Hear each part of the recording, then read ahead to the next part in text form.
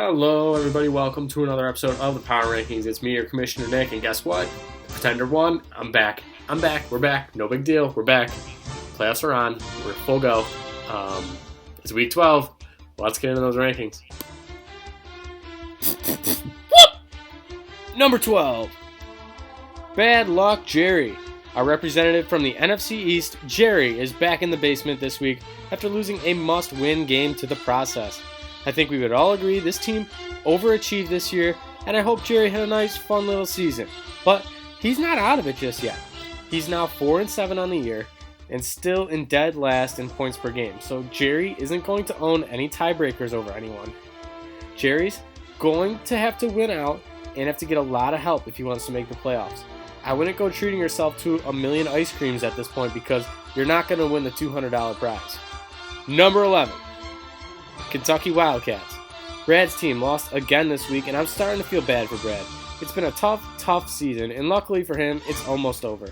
Playoffs technically are still in reach, but knowing Brad's luck, I don't want to get his hopes up.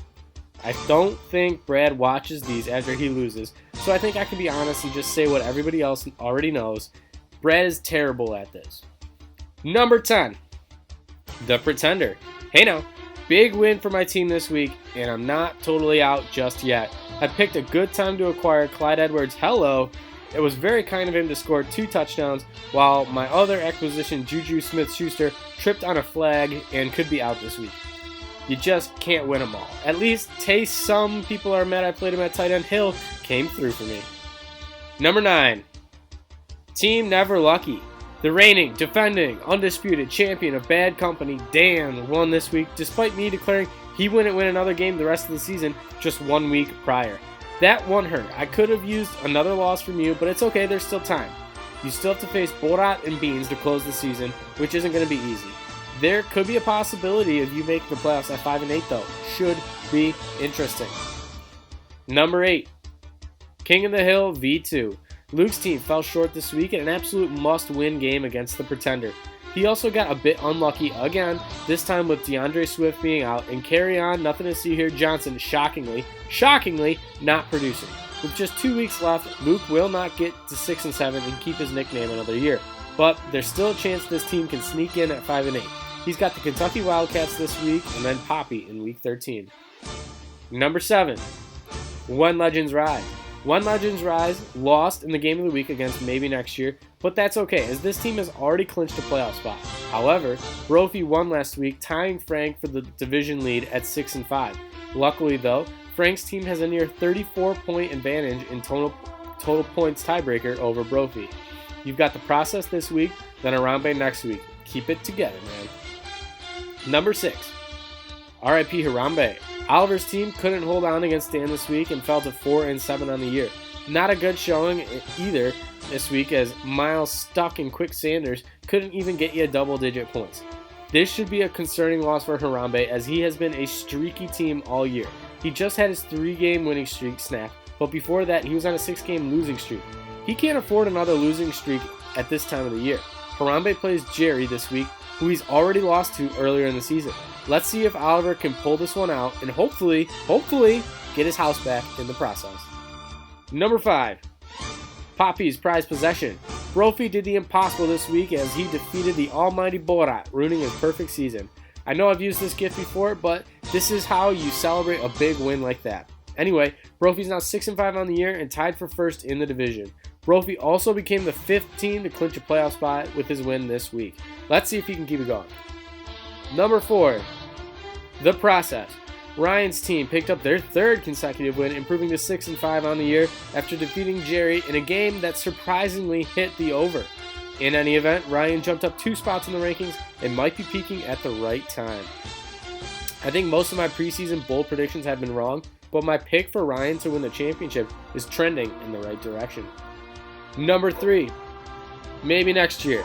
Definitely this year. Lance's team won again, defeating When Legends Rise in the game of the week. Glennon, Allen, and Darren to the window, to the wall, went off this week to lead the team. Now 7-4 on the season, still trailing Beans for the 3 seed in the playoffs. Lance appears to be a lock for the 4 seed, so he will have home field advantage in round 1. Number 2.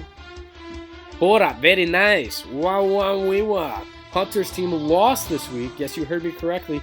Borat, very nice, lost their first game of the season to Poppy, ending a 10-game winning streak. Now, without overreacting, Borat remains a clear favorite heading into the playoffs and probably still deserves the top spot in the rankings, but we need change. Therefore, there's a new King of the Castle this week. And number 1, Beans eating beans. Beans has been waiting in second place for over a month now, just hoping for someone to defeat Borat just once so he could reclaim the top spot in the power rankings, and it finally happened. Beans won his second in a row, making light work of the Kentucky Wildcats. Now 8-3 on the season, already locked into the playoffs. All you have to do now is wait for McCaffrey to return. So let's take a look at our updated playoff bracket with just 2 weeks left in the regular season. You can pause it if you want to, but if not, we're going to take a look at our Bad Company playoff chances, Sabermetrics. I came up with a name for it. And here we go, right here. So, after week 11, we've got a few changes across the board, but still nobody is mathematically eliminated just yet. Brophy was the 5th team to clinch a playoff spot this week after his win over Borat, so congratulations.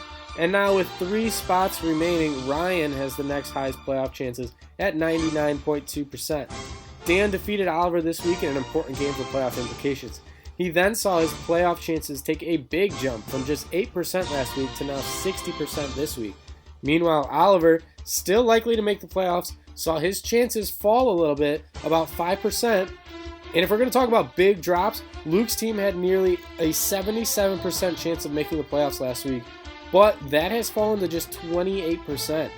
As for the Isidorzak brothers, somehow, some way, have a slight chance at making it, but folks, Jerry, let me tell you, he needs all the help he can possibly get with just a 1% chance at making the playoffs. So now let's take a look at my predictions for this week.